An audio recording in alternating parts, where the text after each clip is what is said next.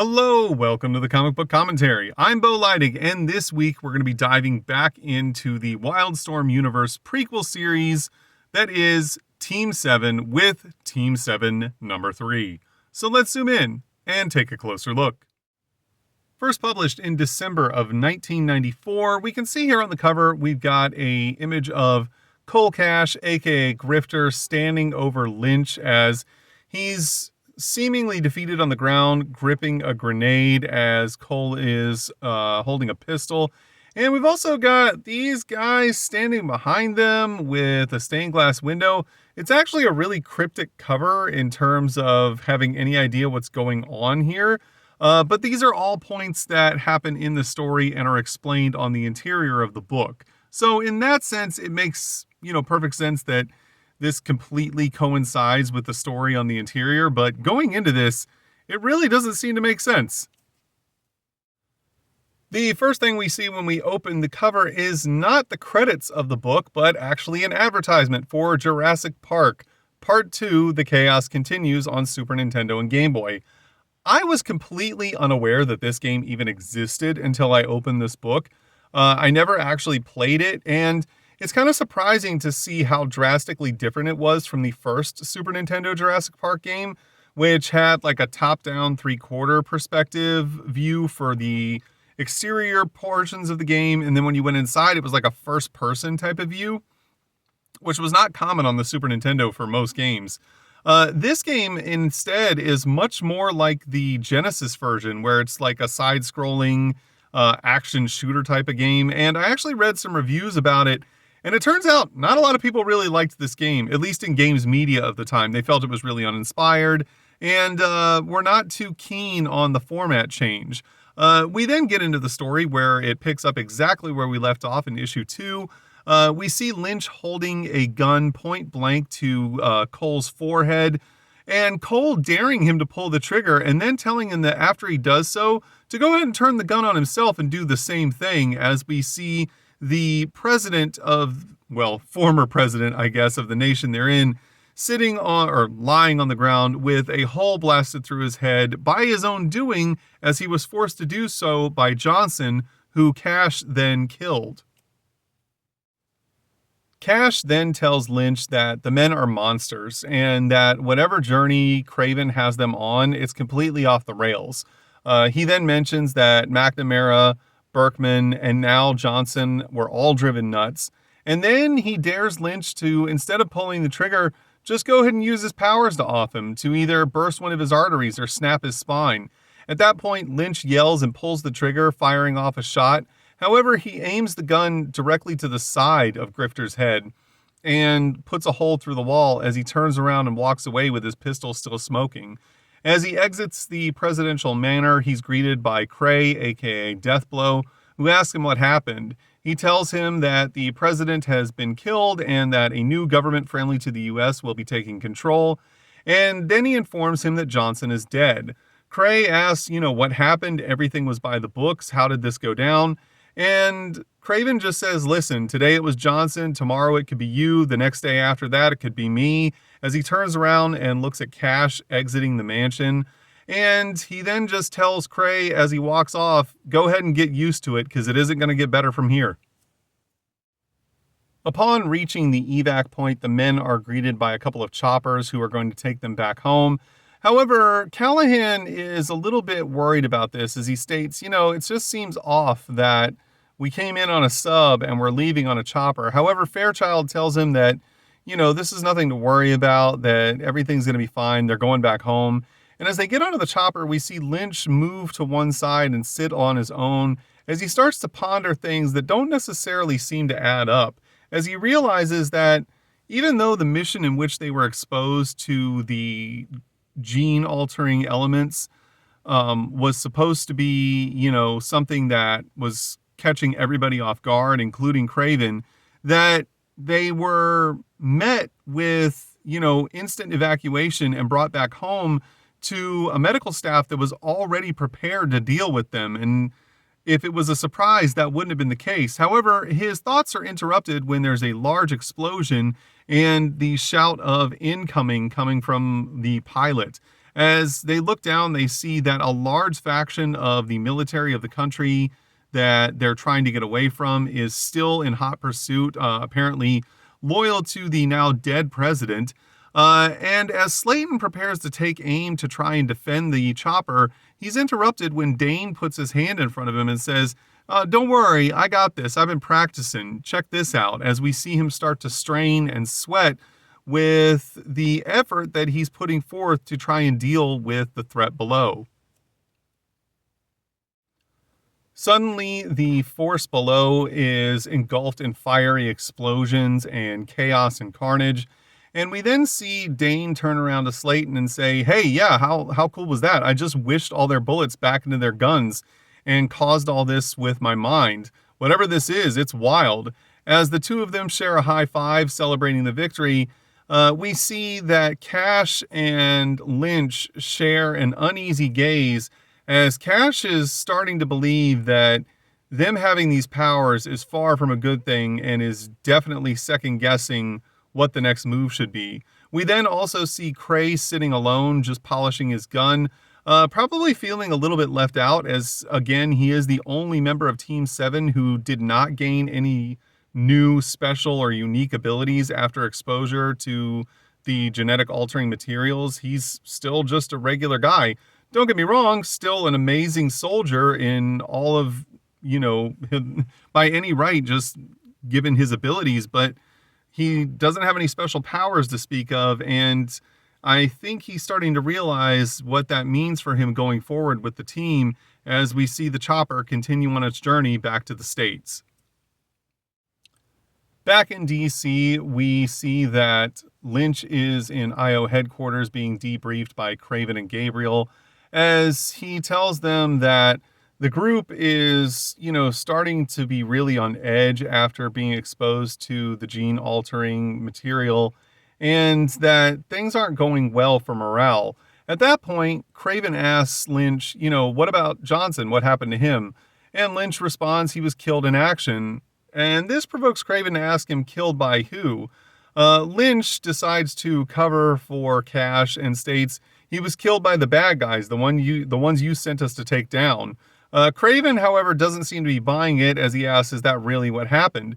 We then see Gabriel staring at Lynch, who then, kind of coughs and gags and spits up some blood, comic book style blood here, where it's all just black ink instead of red blood, which I'm kind of surprised to see in this book. That was more of a Marvel and DC thing, and isn't something that was, as common in Image books at this time.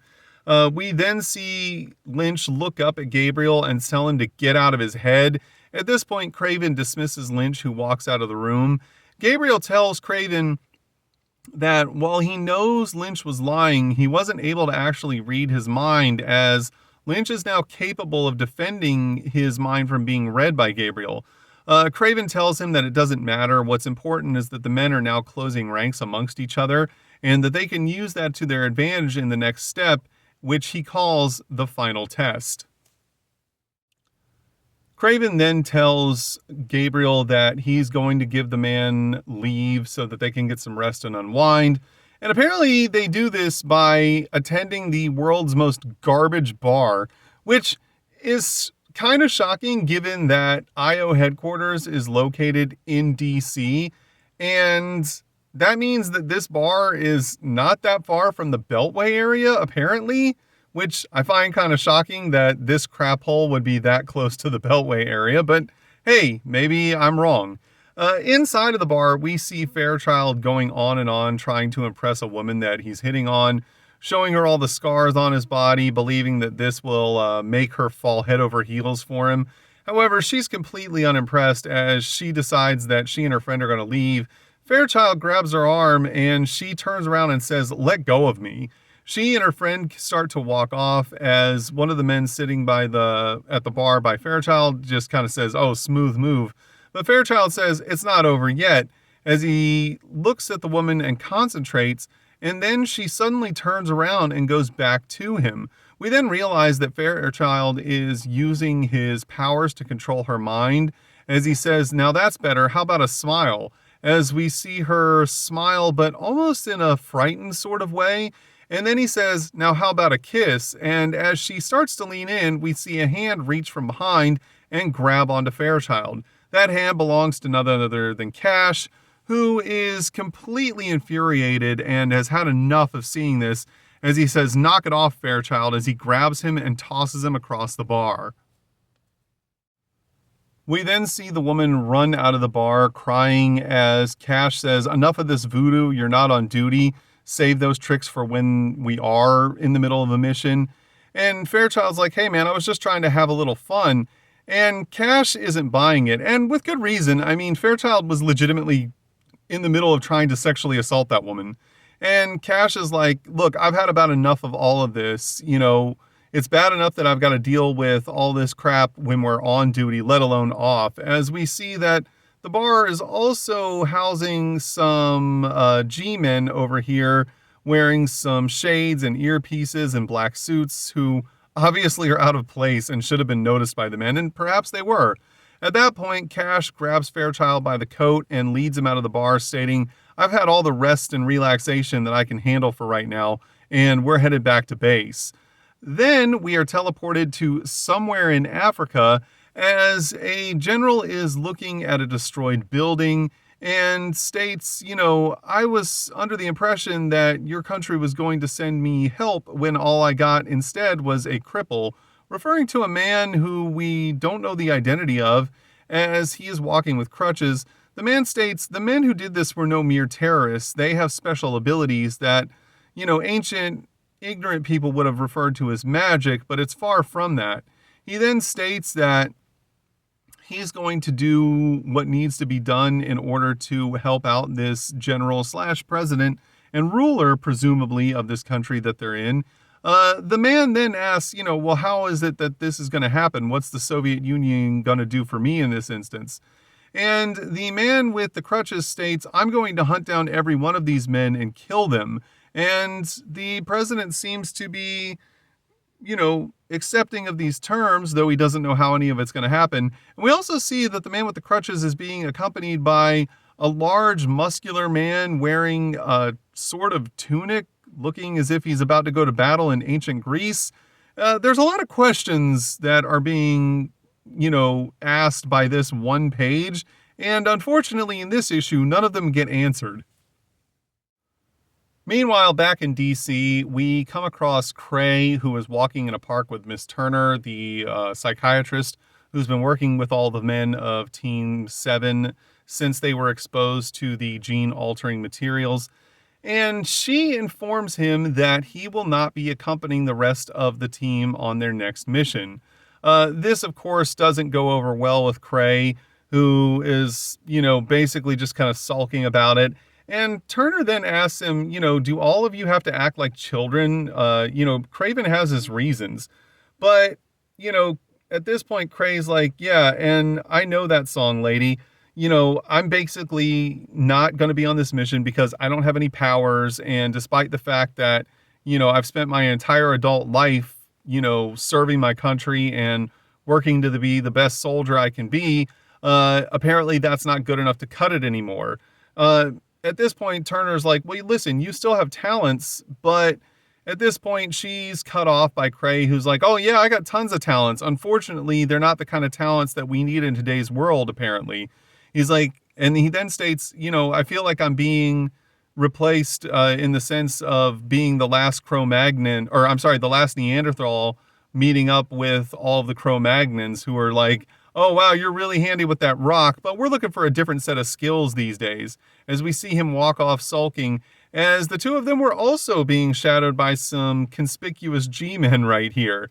We then get a pin-up by Aaron Weisenfeld and Alex Garner that we're going to take a look at right now. Now, I'm not going to make my normal complaint about this being vertical because this is in fact a pinup that was meant to be pulled out of the book, and you know what? Kudos to them for putting it as the centerfold so that you could remove this without destroying the rest of the comic. That was cool of them. And overall, artistically, there's nothing wrong with this, but from the standpoint of having any knowledge of what a tactical loadout looks like, it's clear that these people have no idea what they're doing. I mean, look at this visual mess of gear that Cash is wearing. I mean, okay, so he's got a ammo belt for a belt-fed machine gun, but we don't see a belt-fed machine gun anywhere on his person. I mean, possibly these shadows back here are that machine gun, but we don't know for certain. And even if it is, why is the ammo belt going underneath his tactical webbing? That doesn't make any sense for reloads. We also see that he's carrying 1, 2, 3, 4, 5 grenades here, and whatever the heck this is on his back. Is it a grenade? Is it a fire extinguisher? We don't know. And he's also carrying, visually that we can confirm, 1, 2, 3, 4, 5, 6, and I'm thinking this is it here, 7 different guns, which is crazy. Nobody straps out with that many separate firearms in any type of military role, all on their person at once.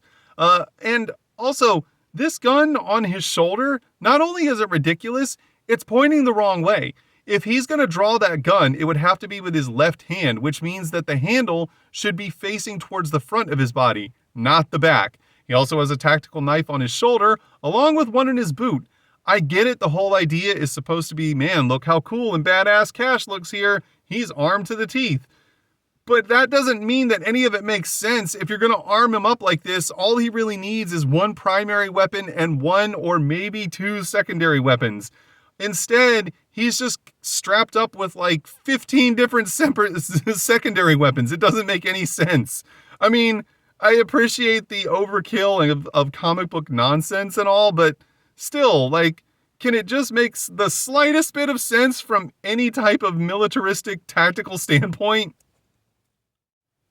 We then get an advertisement for Combo Magazine, which is a collectible magazine that talks about trading cards and video games and action figures and comic books, and seems like it might have been kind of cool, but I'm pretty sure it doesn't exist anymore. And in all honesty, I don't recall ever seeing this magazine anywhere that jumps into my memory. Don't remember any friends having it at school or running across it on newsstands that I was ever nearby. Back to the story, we see that the men are now in the middle of their next mission as they're riding through the desert in the Middle East. And their mission is to go and blow up a nuclear reactor that apparently is creating enriched uranium for nuclear weapons. However, when they show up to the site where their mission is supposed to be taking place, they realize that something is way off here and that this feels very much like a setup. Surprisingly enough, it's actually Slayton instead of Cash who first says, hey, Lynch, is this some kind of joke? There's no way in hell this is a nuclear site. Lynch, however, says, this has to be it. This is what the intel said was where they needed to be. But Cash then interjects and says, that's impossible. I mean, where are the cooling stacks? Like, where are anything that shows any kind of roads in and out of here? We don't see any type of surveillance or equipment. And Lynch is just, not willing to believe that they were set up and states, it's camouflage then. However, Cash still isn't buying it, but Lynch tells him to shut up and get in line or just wait in the Jeeps. He then informs Cash and Callahan that they're the ones who are going to be infiltrating the building first and tells them to find a way inside. They find a door that's unlocked and Cash tells Callahan to be ready to go on his mark. Callahan says, just say the word and I'll light this place up with frag grenades. And as Cash opens the door, things start to get really crazy as it's not even remotely close to what they thought they were going to be dealing with on this mission. As they enter the building, they're surprised to find out that not only is this not a nuclear reactor, it's in fact a monastery, as Cash says, this is crazy, these men are all Coptic monks. Callahan questions what that is, and Cash then tells him that the Coptics are an ancient cult that splintered off from Christianity a long time ago and were isolated from the main churches by the rise of Islam. Callahan's like, hey, you're joking, right? And Cash is like, listen, man, there's a library at IO headquarters. Maybe you should start to use it. Callahan is then, shocked by everything that he's seeing and says, this has got to be a cover for something. And Cash says, yeah, for something, but I don't know what. Now, I would like to take this moment to point out that I didn't know anything about the Coptic Church prior to reading this comic book. And I tried to do like a crash course deep dive on it by Googling information about it. And I honestly can't find any legitimate, reliable source to confirm the whole cult accusation. Now, in terms of it being split off from the Catholic Church and isolated by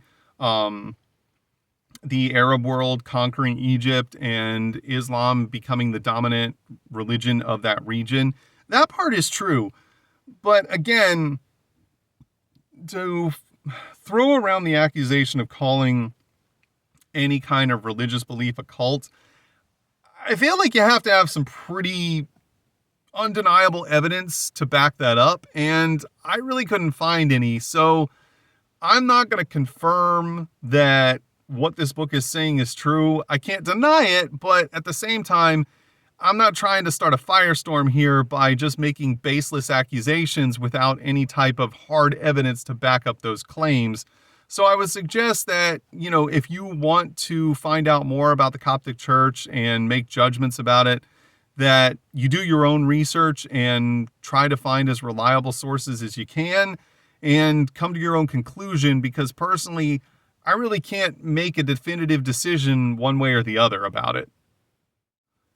At this point, Lynch enters the building with the rest of Team 7 and begins to immediately yell at Callahan and Cash for not securing this area, and he wants them to get all of these civilians out ASAP.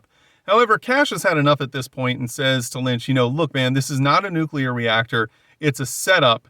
And he grabs Lynch, who says to take his hands off of him, and then shoves his pistol directly in Cash's face.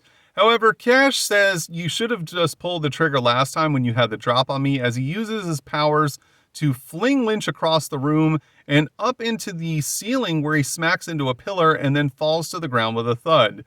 Lynch tells Cash he's out of line, but Cash says, "Oh, I'm so sorry, sir," as he snaps off what appears to be some sort of cross-ish type of wooden structure. I'm not certain. And then hurls it through the air with his powers, splintered end first, directly into Lynch's face, as we see Lynch yell out with agony and pain as all of the splinters pierce into his flesh. We then see a portion of the building collapse down onto Lynch, as Lynch then pulls himself up out of the rubble, surprisingly able to take the weight of all of this stone and wood falling on top of him, as we see him crawl out from underneath the boards and pieces of masonry that fell on top of him. He does look like a bit of a pincushion, as there's splinters sticking out of him all over his body. And then he calls Cash a bastard and tells him to not push him, as he creates an earthquake fissure underneath Cash's feet and knocks him to the ground. We then see Lynch scream, "Don't push me," as there's a huge explosion of energy and a blast of, I guess, pulse or laser coming through the roof of the building, blowing the top completely off of it and shooting off into the sky. And then we're suddenly teleported to a naval vessel that is presumably in the Mediterranean Sea somewhere, where Cash radios back and says that he wants to be connected to Craven. Craven says he's on the line, and Cash tells him, basically, you can go straight to hell. There's no nuke site here. And Craven tells him to put Lynch on, but, Cash says Lynch is indisposed right now, and I want to know, are we going to get picked up out of here, or are we driving home, as we see Lynch is unconscious lying on the ground. At this point, Craven tells Cash to remain on site, and he'll have choppers over to their position by 500 hours. He then breaks contact, as we see a close-up of Cray. At this point, Craven tells the captain of the vessel to go ahead and initiate spoil sport on the prepared vectors. This, however, raises Cray's attention, as he tells him, wait a minute, you're double-crossing them? You're going to just kill all of them? At this point, Craven tells the captain to put Cray under arrest, as Cray, basically just yells out and calls Craven a bastard, as he's led away at gunpoint by the men on the vessel. And Craven tells the captain to go ahead and carry out the plan, as the captain states to ready the cruise missile and fire it. We then see the cruise missile launch from the deck of the vessel, and back at IO headquarters, Gabriel asks Craven if he really thinks the team is going to survive this. Craven responds by saying, "Look, Gabe, it's just a low-yield nuke. If Team 7 can't walk away from this one, then they were no good to me anyway." Which just kind of puts into perspective what a colossal piece of crap Craven actually is, as we reach the end of the issue's story, and it is to be continued. We then reach the debriefing section, which is where the reader-submitted letters are. And one of the things that's kind of cool here is at the beginning, they give a little rundown of what the face paint is for each one of the individual members of Team 7. And they also tell us that it's not really camouflage, it's literally just a tradition of the team. We then get into the letters. Obviously, there's some artwork submitted by readers. We get one down here of Deathblow that looks pretty cool. Most of the readers all seem to have kind of the exact same line of questioning where they don't really seem to understand all of the points of the story. And there's also a lot of questions involving the timeline and how the story of Team 7 lines up with the story of the Kindred, which I have not gotten into any issues of the Kindred as of recording this video. But I do have, I believe, all the issues of the Kindred, and we'll be making videos on those in the future. The letters continue on the next page as we see that most of them continue the same theme of people trying to get a better understanding of the chronology of the story, and also wanting to know more about the characters and what their motivations are. And there does seem to be a lot of confusion surrounding just how Team 7 fits into the greater Wildstorm universe. We also finally get the credits for the book, as we see that it is a story by Chuck Dixon. Pencils, Aaron Weisenfeld. Inks, J.D. Scott Williams. Ink assist, John Ty, I think is how you say that. Letters, Bill Oakley. Colors, Monica Benet. I don't know why it wasn't until the very last page of the book that they decided to have the credits, but I guess you got to sell that advertising space on the inside of the front cover. And on the reverse inside cover, we get a full page ad for Boogerman, a pick and flick adventure. If you've never played Boogerman, don't go out of your way. You're not missing much. The humor gets pretty old pretty quickly, and overall the game's not really that good. The control scheme specifically is terrible. And graphically, it's actually pretty unimpressive, even for the time. It just doesn't really hit well on much of anything except for, a few cheap laughs for the first 20 minutes you play the game. And then after that, it's kind of like, all right, we've seen everything you have to offer. Cool, guys. And that was Team 7 number 3. Overall, I didn't think it was a bad story. It is interesting to see who these characters were before we see them in the future, in the 90s, where, Grifter's a member of Wildcats. Lynch is, a much higher ranking government official who seems to be pulling a lot of different strings and is involved with many different comic book storylines. We see him appear in Wildcats and Gen 13. And, it's interesting to see how different they were in the past when in their younger years. Lynch and Cash specifically, very different than the way they're portrayed later on. I was a little bit surprised to see this book take such a hardline stance against the Coptic Church.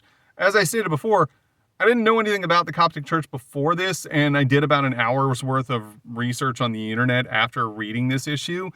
And again, I couldn't find any overwhelming evidence from legitimate sources that really backed up the whole claim of the Coptic Church being a cult. And I really do feel like that's not a label that you should throw around flippantly when talking about religious faiths.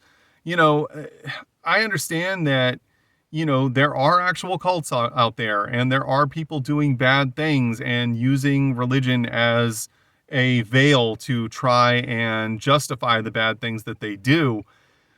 But then again, to just, openly say, oh, this religious faith right here, they're a cult, but I'm not going to provide any context or any type of facts to back that claim up with, seems kind of irresponsible, especially from a writing standpoint. But then again, these are just my opinions.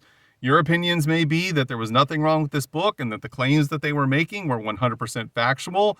And if that's the case, it's okay, because everyone's entitled to their own opinions. If you enjoyed today's video, please feel free to like, comment, and subscribe.